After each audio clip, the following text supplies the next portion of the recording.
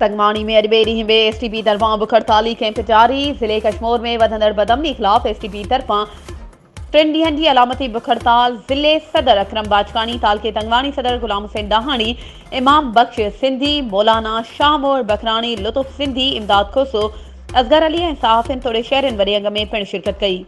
अॻवाणनि media सां ॻाल्हाईंदे चयो त तंगवाणी शहर मां अगवा थियल गुलाम रसूल बखरानी, मंसूर शाह पठान, मोरज़ादो गुजरानी, सदाम हुसैन लाशारी खे फिलफोर बाज़ियाब करायो वञे। वधीक उन्हनि चयो त कश्मीर ज़िले में अमन अमान जी सूरत हाल बहाल न थींदी तेसीं ताईं असांजो एहतजाज जारी रहंदो। वधीक ख़बरुनि ऐं अपडेट्स जे लाइ असांजे चैनल खे सब्सक्राइब कयो ऐं हा, बेल आइकन खे प्रेस करणु न विसारिजो त जीअं असांजी हर नई अचण वारी वीडियो तव्हां ताईं पहुची सघे।